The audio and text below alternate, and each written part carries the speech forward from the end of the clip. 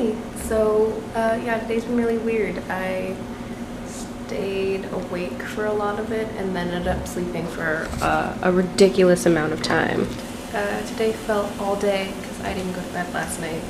I had an eye exam, like optometry appointment with a friend of mine who's working at an optometrist nearby, and that was for 11 a.m. And I wasn't tired, so I just stayed up all night and got to watch the sunrise framed by my plants on my windowsill, which was super cool. But once I got back, I watched some stuff on my laptop and then just fell asleep. I got a Thai tea maybe 20 minutes before I completely conked out, and that melted, and I can't drink that because I think it has whole milk in it. And I kind of wanted to really make myself dinner tonight. So I'm breaking out the Lean Mean fat reducing grilling machine, which is the George Foreman grill my grandmother got for $5 in an estate sale because she's a Banff. I'm grilling up some marinated zucchini, and I grilled up some marinated chicken. So I have some zucchini and asparagus left to go. I am boiling some water for gnocchi. And I have dishes to put away, not as bad as it could be.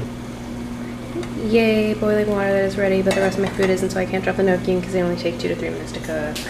But thank you. Whew. I had my eye exam. It ended at noon 30, and then I got back home and I think I conked out at 2. So everything has been grilled. I'm gonna have to scrub that. I grabbed myself a beer, and this is my big bubbling pot of gnocchi with pesto chicken and marinated asparagus and zucchini. And I am super excited to shove it in my face. So you're gonna be at a really weird angle because I'm trying to use my weird little stand on top of the vase. So I'm sorry if this is just weird. Hey there. So it's gonna take a while for this to cool down. So I thought we could have a chat, seeing as you've seen me cook so many times. Sorry the frame is crooked, I'll try to fix it in post. But you've seen me cook so many times over this past month that I thought I would tell you about my cooking journey while my food cools down enough for me to eat it, because I want to.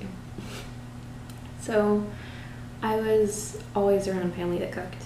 My grandmother cooked for us most nights, and if it wasn't her cooking, it was leftovers of stuff she cooked.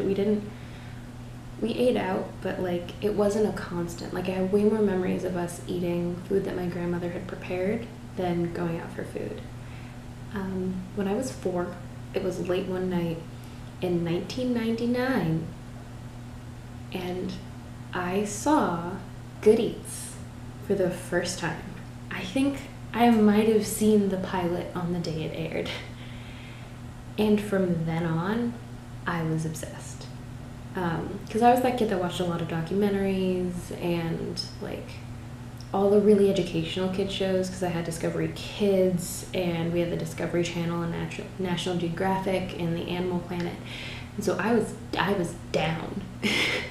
I was fascinated by learning things. My grandmother has a story. I was 3 or 4 watching the Discovery Channel in their bedroom, in my grandparents' room, because it's a whole master suite, so it's bedroom and a bathroom and a little sitting area before double doors lead out to the rest of the house on the 2nd floor.